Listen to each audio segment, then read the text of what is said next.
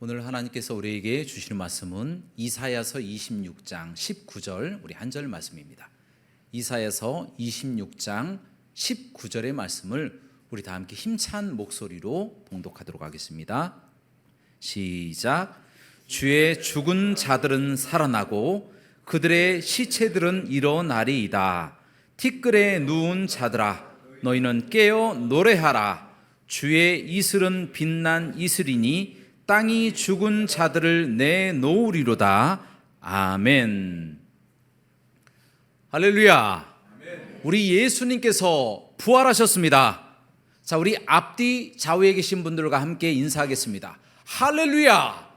우리 예수님께서 부활하셨습니다.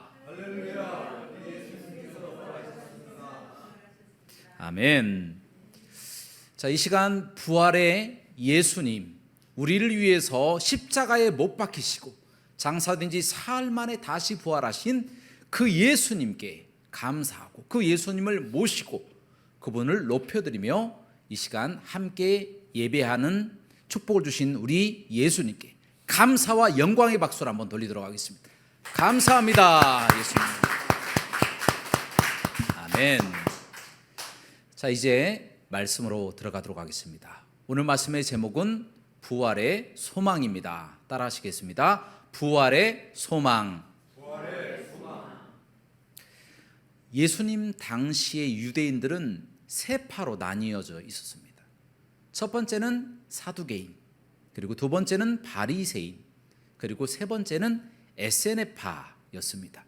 그런데 그들 중에서 유일하게 사두개파, 사두개인들만 부활을 믿지 않았습니다.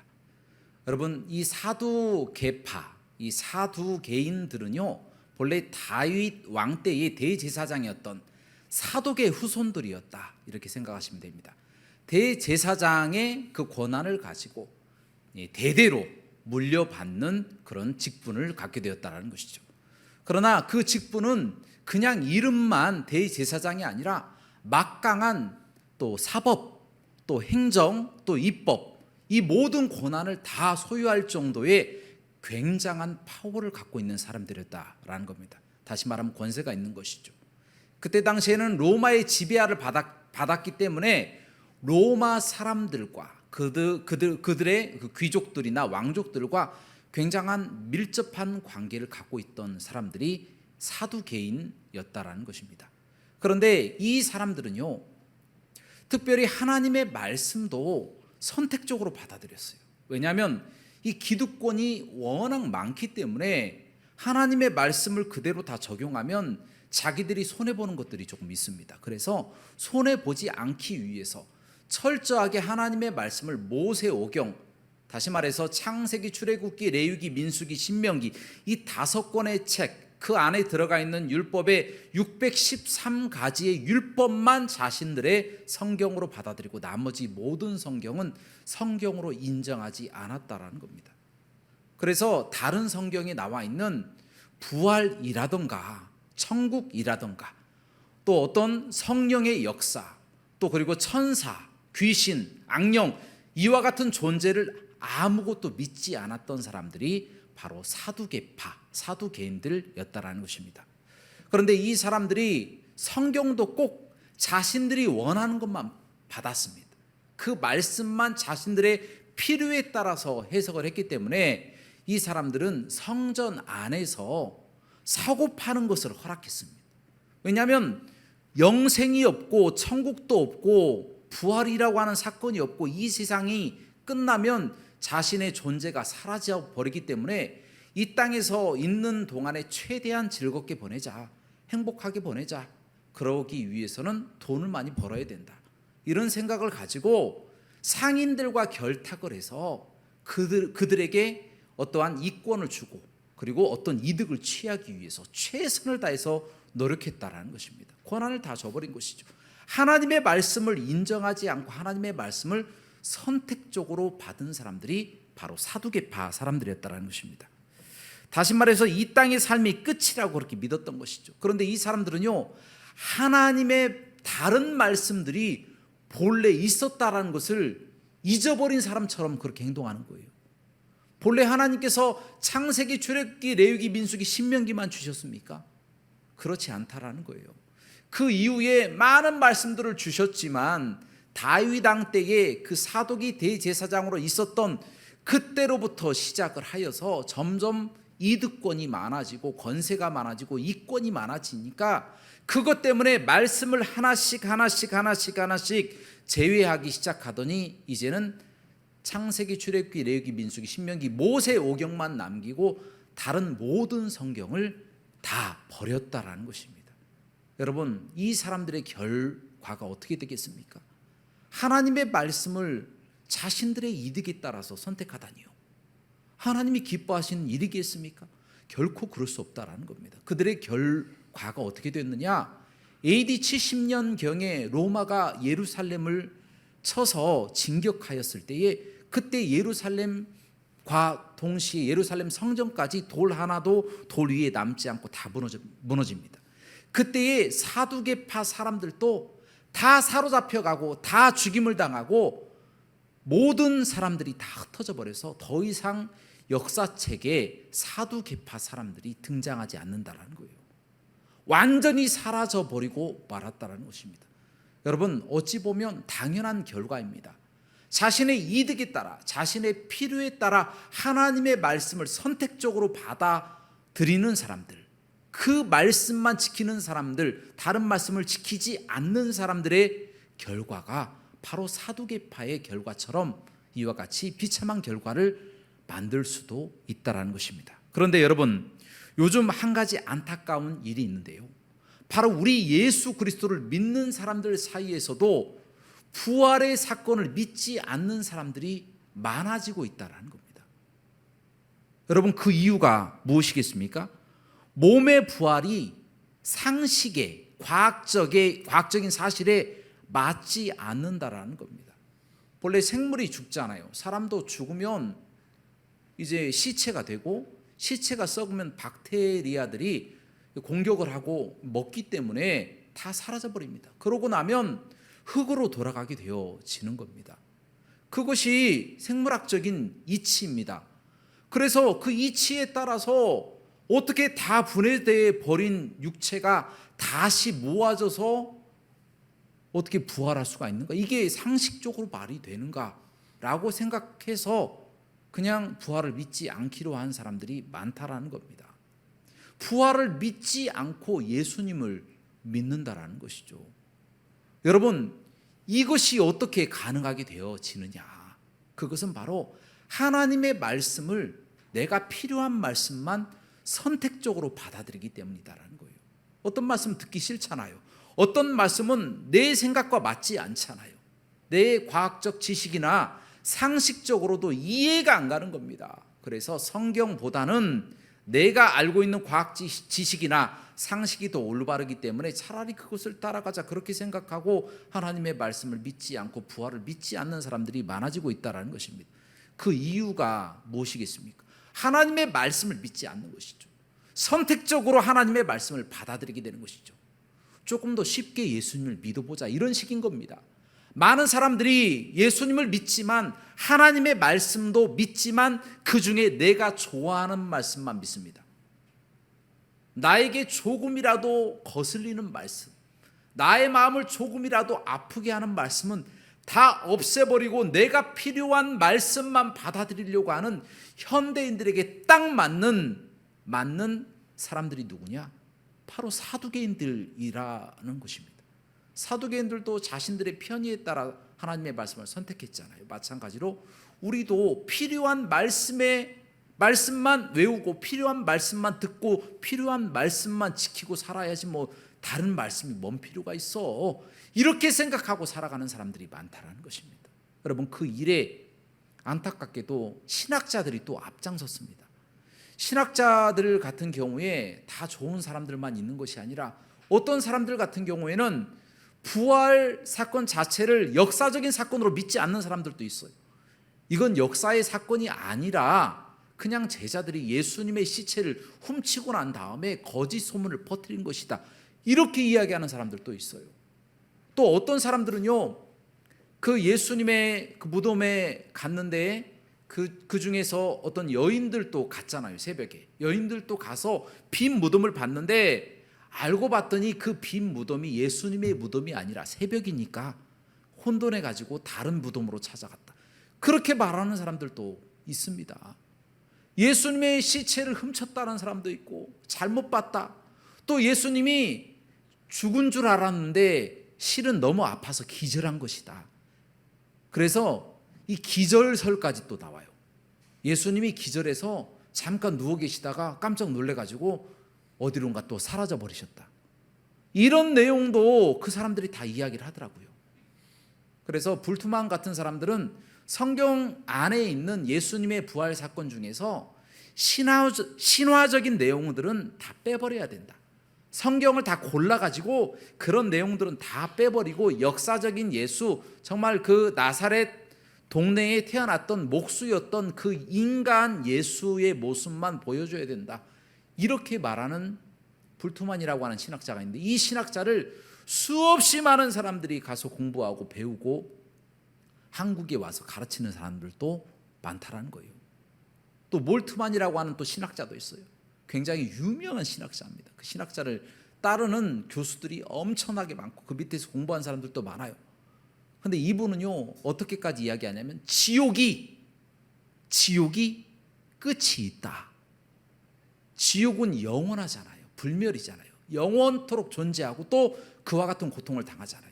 그런데 하나님은 너무 사랑이 많으셔서 그와 같은 고통을 주시지 않는다. 지옥도 끝이 있다 라고 이야기하면서 성경에 없는 내용들을 가지고 사람들을 현혹시킨다는 거예요. 여러분, 이것이 지금 현실입니다.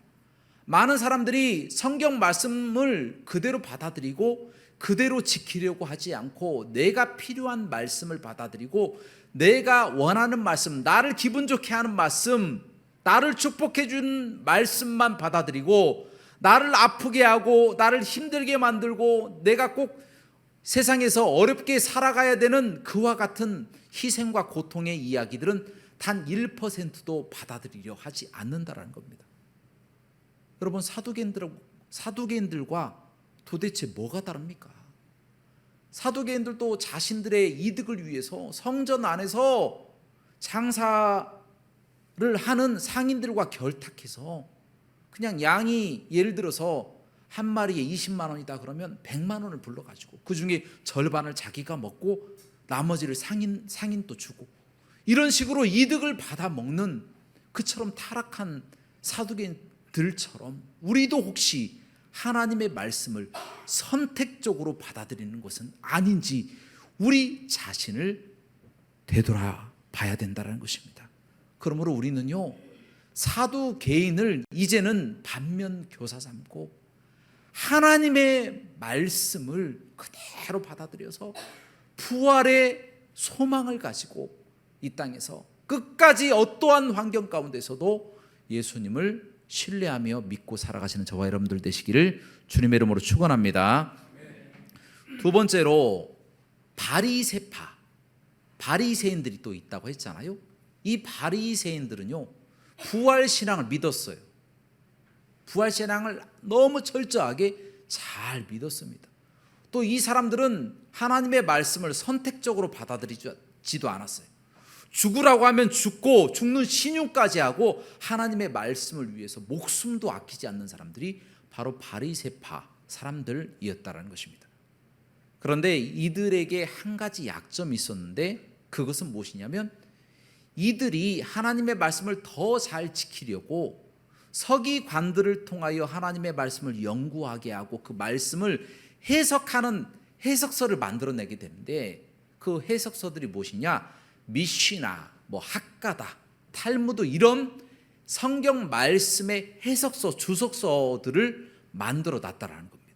그런데 문제는 이와 같은 주석서들을 하나님의 말씀보다 상위에 뒀다라는 거예요. 그래서 하나님의 말씀과 나중에는 보니까 이제는 장로의 유전, 이 미시나나 학가다나 또는 탈무드와 서로 배치되게 되는 상황까지 벌어지게 되었다라는 겁니다. 예를 들어서 내 부모를 공경하라 라고 하는 십계명 있잖아요. 그런 십계명 중에 내 부모를 공경하는 것이 마땅한데, 그래서 부모에게 용돈을 드려야 돼요. 그런데 이 사람들이 부모에게 용돈을 드리기 싫은 겁니다. 그래서 그냥 제사장에게 찾아가서 일부만, 아주 조금만 돈을 주고 고르반이라고 하는 이야기를 듣습니다. 또 이야기를 합니다. 그 뜻이 무엇이냐면, 내가 부모에게 드려야 될 용돈을 하나님께 드렸습니다 라고 해서 나머지 모든 부모를 공경할 것을 다 면제받는 이와 같은 범죄를 저질렀다라는 겁니다. 바리새인들은요, 하나님의 말씀보다 장로의 유전을 더 따랐어요. 하나님의 말씀을 지키기 싫으니까 수단과 방법을 가리지 않고, 어떤 수단과 방법을 가리지 않고 자신들이 유리한 방법으로 하나님의 말씀을 해석하고자 노력하였고, 그 해석서를 하나님의 말씀보다 귀하게 여겼다는 것입니다. 여러분, 큰 폐단이 바로 여기에서 발생하는 것입니다. 하나님의 말씀보다 장로의 유전을 더 귀하게 여기니 예수님이 보이지 않는다라는 것입니다. 오늘 본문 말씀 이사야서 26장 19절 말씀을 다 함께 봉독하도록 하겠습니다. 시작. 주의 죽은 자들은 살아나고 그들의 시체들은 일어나리이다. 티끌에 누운 자들아, 너희는 깨어 노래하라. 주의 이슬은 빛난 이슬이니 땅이 죽은 자들을 내놓으리로다. 아멘. 여러분, 이처럼 분명하게 부활이 이사야서를 통하여 기록이 되어 있어요. 정확하게 부활이 기록이 되어 있고, 또한 시편 16편 말씀에도 부활이 기록되어 있어요. 또한 에스겔서 37장 말씀에도 부활이 정확하게 죽은 뼈들이 일어나는 놀라운 기적이 기록되어 있습니다. 다니엘서 12장 말씀에도 부활이 기록되어 있어요. 욥기에도 부활이 기록되어 있습니다. 그럼에도 불구하고 그와 같이 수없이 많은 하나님의 말씀을 읽고 보고 외우고 지키려고 노력하면서 정작 하나님의 말씀 대신 예수님이 나타나니까 어떻게 합니까? 그냥 십자가에 못 박아서 죽여버렸다라는 겁니다. 왜 그렇습니까? 장로의 유전과 맞지가 않는 거예요. 이 분이 나사렛이라고 하는 촌동네에서 살고 있었는데 어떻게 그런 사람이 메시아가 될 수가 있느냐라는 것입니다. 왕권을 가지고, 제사장권을 가지고, 선지자처럼 엄청난 권능을 가지고 이 땅에 와서 이스라엘 사람들을 세상의 모든 민족 위에 뛰어나게 만들어서 세상을 지배해야 되는데 그런 메시아가 아닌 거예요. 그러니까 이 메시아는 하나님의 말씀에 나와 있는 메시아가 맞지만 자신들이 기다리는 메시아가 아니기 때문에 그냥 없애버리자 해서 성경 말씀을 알면서도 의도적으로 죽였다라는 것입니다. 얼마나 나쁜 사람들입니까? 하나님의 말씀을 알고 있었음에도 불구하고 예수님을 죽여서 없애버리는, 그렇게 부활을 기다리고 있었던 사람들이 그 부활의 주가 되시는 예수님을 죽여버렸다는 것이죠. 여러분, 지금 유대인들이 어떻게 살고 있습니까? 지금 유대인들이요, 예루살렘 성전을 지어놓고 예루살렘 그 성전 그 안에 문 중에 동문이라고 하죠. 황금문이라고 합니다. 그 문을 만들어 놓고 닫아놨어요. 그 뜻이 무엇이냐면 메시아가 오면 그 문을 열고 들어오실 것이다 라고 하는 의미로 그렇게 만들어 놓고 자신들이 2000년 전에 죽였던 예수님은 메시아로 여기지 않는다는 것을 세상에 공표하고 있다는 것입니다. 얼마나 어리석습니까? 그들은 끝까지 예수님을 안 믿고 그렇게 살아갈 것입니다. 하지만 마지막 순간에 언젠가 변화될 때가 있겠죠. 그들에게도 복음을 선포해야 되겠죠. 여러분, 지금 우리가 사는 시대에도 비슷한 일들이 일어나고 있습니다. 하나님의 말씀이 있고 또한 부활의 역사가 있는데 부활하신 그 예수님을 예수님으로 믿는 것이 아니라 다른 사람을 예수님으로 믿는다든가 다른 신을 자신들의 부활하신 예수님으로 믿는 사람들이 많이 있다라는 것입니다. 예를 들어서 몰몬교나 안식교, 여호와 증인, 또 신천지 이런 데에서는 영원 불멸을 그렇게 생각하지 않습니다. 도리어 영원 멸절을 이야기를 합니다. 영원히 죽으면 지옥 같은 거 없고 다 그냥 사라져 버린다. 또 신천지 같은 데에서는 이 불교의 윤회설을 또 이야기를 합니다. 사람이 죽으면 그 영혼이 계속 떠돌다가 다시 흙으로 돌아가고 다시 또 사람이 되고, 윤회설을 또 신천지에서는 또 이야기를 하는 겁니다. 여러분, 부활하신 예수님의 그 모습을 왜곡해서 이상한 모양으로 만들어버리는 실수를 누가 범했습니까? 바리새인들이 범한 것처럼 이 시대의 이단들도 우리가 알고 계시는 그 예수님의 형상이 아닌 다른 형상으로 부활의 예수님을 만들어서 사람들을 속이고 있다라는 것입니다.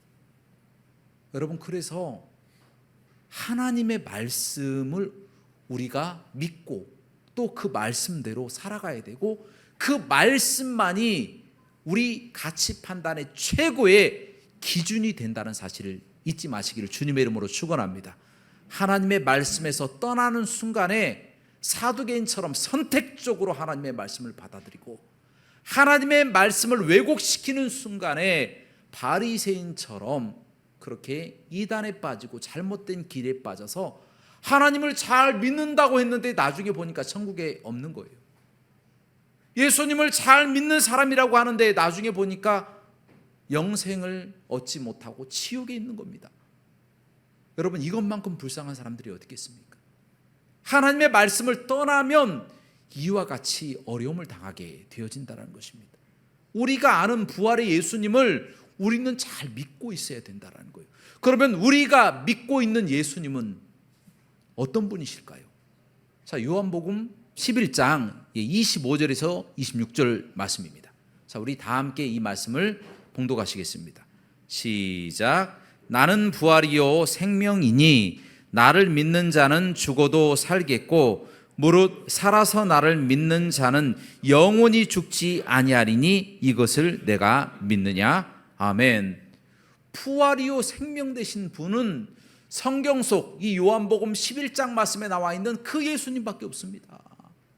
죽은 자 가운데서 다시 살아나셔서 잠자는 자들의 첫 열매가 되신 우리 예수님밖에 없다라는 거예요. 그분을 믿는 사람들은 죽어도 살겠고 무릇 살아서 믿는 자는 영원히 또 죽지 아니하리니 이것을 네가 믿느냐라고 말씀하신 그 예수님의 놀라우신 부르심에 우리가 응답해야 될 줄로 믿습니다.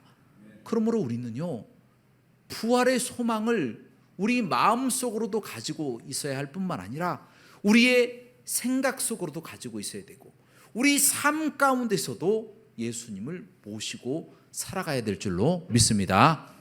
마지막으로 이야기 하나 하고 마치도록 하겠습니다.